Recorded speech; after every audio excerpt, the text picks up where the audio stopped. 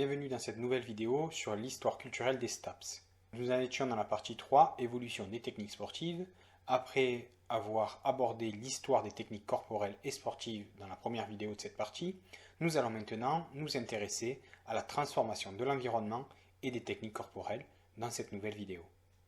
3.2 Transformation de l'environnement et des techniques. Cette partie se composera de 4 points. Dans un premier temps, nous verrons les 3 lois du processus de transformation motrice. Dans un deuxième temps, nous parlerons des instruments et de leur adaptation. Dans un troisième temps, nous parlerons de l'environnement, nommé environnement immédiat. Puis dans un quatrième temps, nous aborderons l'environnement lointain. 3.2.1 Les 3 lois du processus de transformation motrice. Les techniques corporelles sont des manières de faire, des procédés qui visent à l'efficacité, permettant à l'individu d'acquérir un ensemble de repères stables en vue de la reproduction ou encore le perfectionnement de l'action motrice. Dans ce contexte, Georges Vigarello parle de mutation des expériences motrices. Il en propose 3 lois. La première, la loi de l'intégration, la deuxième, la loi de la transposition des modèles, et pour finir, la loi d'abstraction. Commençons par la première de ces 3 lois. A. Loi d'intégration. C'est lorsque le mouvement corporel semble avoir atteint sa perfection technique qu'est souvent découverte l'intervention possible d'une partie organique jugée jusque-là neutre ou indifférente. Il s'agit d'une intégration d'espaces corporels et de séquences motrices.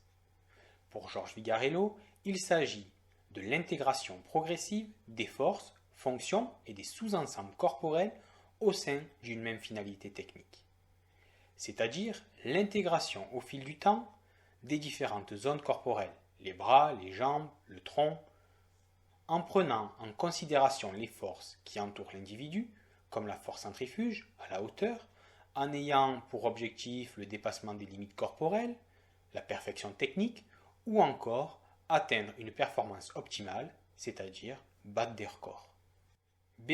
La loi de transposition de modèles. La deuxième loi mise en avant par Georges Vigarello est la loi de transposition de modèles. Quand Georges Vigarello parle de la transposition des modèles d'action, il inclut également celle des instruments. La loi de transposition concerne les modalités d'action ou d'objets empruntés à d'autres modèles, qu'ils soient sportifs ou non d'ailleurs.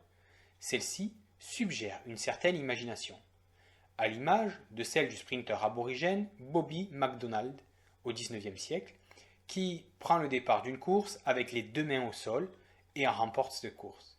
Il expliquera quelques années plus tard qu'il avait adopté ce départ appelé départ kangourou après avoir observé l'animal. C'est loi d'abstraction. La dernière loi mise en avant par Georges Vigarello est la loi d'abstraction. Avec le développement des techniques corporelles, les espaces et les mouvements deviennent de plus en plus abstraits.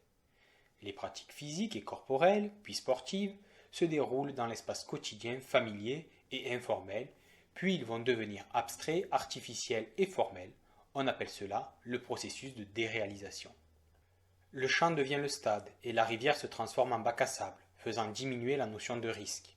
L'espace devient donc un objet de représentation et conduit au processus de standardisation à l'image aujourd'hui d'un stade d'athlétisme ou de football, qui est identique quelle que soit la zone géographique et la culture des populations qui les utilisent. 3.2.2 Les instruments. À travers des faits historiques, nous allons voir que la transformation des instruments et ou des équipements peuvent transformer les techniques du corps. Il faut noter également que la transformation préalable du mouvement ou d'une technique corporelle peut permettre la création de nouveaux outils ou instruments. Les instruments apparaissent à des moments très précis dans les pratiques sportives. L'instrument ou l'outil peut naître de la transformation d'un mouvement ou de sa logique motrice. Nous verrons des exemples dans le cadre de la pratique de l'athlétisme. Mais il peut également apparaître dans un contexte technologique particulier, lors de la découverte de nouveaux matériaux ou encore lors de l'invention de nouveaux mécanismes. A. L'adaptation des matériaux. Prenons comme exemple l'évolution de la perche. Au XVIIIe siècle, les premières perches utilisées sont en bois de frêne ou de merisier, matériaux solides mais lourds et rigides. Vers 1910, le bois est progressivement remplacé par du bambou, un peu plus souple mais surtout plus léger, ce qui permet d'avoir des perches plus longues.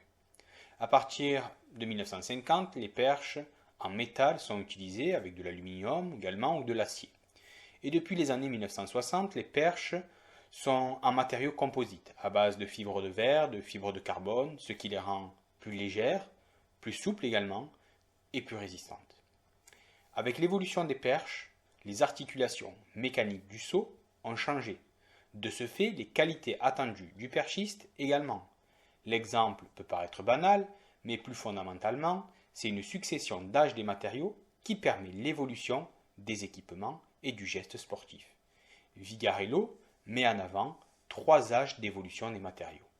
Le premier âge, celui du fer et du bois, le deuxième âge, celui de l'aluminium et de ses dérivés, et enfin le troisième et dernier âge est celui des plastiques et des fibres synthétiques. Nous ne les développerons pas ici car ils feront l'objet d'une prochaine vidéo. B. Forme et configuration.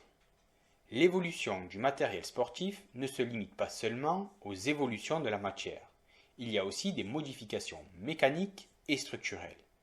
Georges Vigarello montre qu'il existe un âge des formes, celui-ci est dépendant de l'âge des matériaux. Le premier âge des formes est celui des formes contingentes. Les formes ne sont pas dictées par la technique, mais par celle des objets qui l'ont précédé. Il s'agit des outils qui ont une existence en dehors de leur utilité sportive. Prenons un exemple. Le bobsleigh, qui vient de l'anglais, se compose du verbe to bob, qui signifie secouer, et de sleigh, qui signifie traîneau. Il a été créé dans une station alpine suisse à la fin du XIXe siècle. Ce sont des vacanciers anglais qui ont eu l'idée de descendre une piste glacée assis sur le traîneau. Voilà comment le traîneau, qui était un moyen de transport vieux de plusieurs siècles, fait de lourdes planches clouées, est décliné en une pratique sportive appelée bobsleigh. Le deuxième âge, le droit et le courbe. Au fil du temps, dans les pratiques sportives, on voit des successions de formes. Que ce soit pour les espaces de pratique ou pour les objets spécifiques à celles-ci, le droit domine sur le courbe. Dans les pratiques sportives, généralement, la structuration se fait des géométries droites vers les géométries courbes. À l'image des stades olympiques en 1896, la domination des droites avant que la piste ne s'arrondisse avec les différentes aires au début du XXe siècle. Le dernier âge est l'âge de l'aérodynamisme.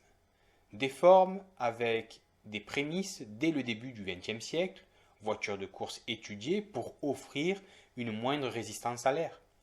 Aujourd'hui, la recherche d'aérodynamisme touche tous les sports de vitesse.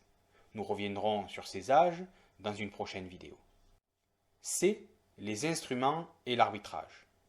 L'influence qu'exerce l'instrument demeure dans certains cas plus directe, mais surtout aussi important. La nécessité de mesure, de vérification, d'arbitrage est elle-même créatrice d'outils. Une vaste instrumentalisation agissant sur les techniques du corps à partir des objets les plus élémentaires. Par exemple, en course, le fil tendu pour vérifier les arrivées a fait naître une véritable gestuelle, le cassé. À partir de la fin du XIXe siècle, on enseigne aux athlètes la projection du buste en avant pour que la poitrine brise le fil. Ce simple fil a changé le geste qui demeure encore aujourd'hui. 3.2.3 L'environnement immédiat.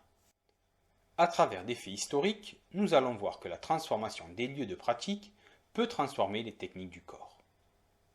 Les recherches de Marcel Mauss ou encore celles de Georges Vigarello ont montré que l'efficacité de la technique corporelle traditionnelle, dormir, manger, s'asseoir, chasser, se distingue de l'efficacité des techniques du sport moderne, dont la raison s'est construite au regard de la motricité placée artificiellement sous contrainte. Compétition et règlement, normalisation et codification de la performance ou encore la standardisation des espaces. On appelle cela la déréalisation. A. Une déréalisation. Depuis la fin du XIXe siècle, la place de la technique corporelle dans le sport est pensée dans un objectif d'efficacité gestuelle, dans le but de performance sportive. Le geste sportif est alors détaché de l'immédiateté et des contraintes de la vie sociale. C'est-à-dire que le geste n'est plus réalisé pour réaliser une tâche quotidienne, cuisiner, jardiner, monter à cheval, se sauver ou encore faire la guerre, mais pour l'efficacité sportive, à la production d'un geste expert inscrit dans l'univers artificialisé des situations compétitives. Les espaces, exactement comme les mouvements, deviennent plus abstraits avec le développement des techniques corporelles. Le salon ou la salle d'exercice devient le gymnase. Un champ devient stade. Les lieux sont maintenant conçus pour l'exercice et uniquement pour l'exercice. Ces lieux entraînent une transformation de la motricité. Les outils sportifs, d'abord ancrés dans les repères les plus quotidiens, vont gagner les uns après les autres la pratique physique. En athlétisme, par exemple, le lancer devient différent lorsque le poids s'est substitué à la pierre. La course devient différente lorsque la piste s'est substituée au chemin. Ou encore le franchissement des haies lorsque la haie du stade s'est substituée à celle des champs. Une histoire des pratiques sportives qui évolue au fil des âges, des matériaux et des formes. Cette histoire fait passer les espaces de l'environnement familier à un environnement artificiel. B. Une homogénéisation. L'objectif de l'homogénéisation est standardiser les lieux de pratique afin que tout le monde pratique le même sport, quelle que soit sa position géographique. L'homogénéisation est une des étapes nécessaires à la sportivisation des pratiques sportives. La standardisation des lieux de pratique va avoir une influence sur la technique. Par exemple, le passage d'un terrain sans limite, défini dans la pratique de la soule, à un terrain standardisé de football, que l'on connaît aujourd'hui, a eu énormément d'influence sur la technique, notamment sur le placement et le rôle des joueurs. 3.2.4 L'environnement lointain. Ces aspects concernent aussi bien les explorations de l'individu par la maîtrise des techniques et des technologies modernes. Techniques d'investigation de l'état de forme des sportifs, de leur récupération, de leur amélioration corporelle. Mais ils concernent également les problèmes liés à l'utilisation de nouvelles techniques d'analyse du mouvement ou de l'amélioration des techniques d'information et de communication. De l'informatique et des logiciels supposés se placer au service du sport et de la performance sportive. D'une manière générale, l'évolution du milieu technique qui intègre l'innovation technologique est décisive dans la transformation des gestes. Comme nous avons pu le voir avec le saut à la perche, avec l'adoption de nouveaux matériaux comme la fibre de verre, celle-ci a transformé la technique du saut. On peut également parler de l'aérodynamique, qui a permis de construire des voitures de sport au design particulier, permettant ainsi de réduire les turbulences du vent contre la voiture, de diminuer leur consommation et même d'utiliser la force du vent pour plaquer la voiture au sol. Nous reparlerons des différents environnements dans une prochaine vidéo.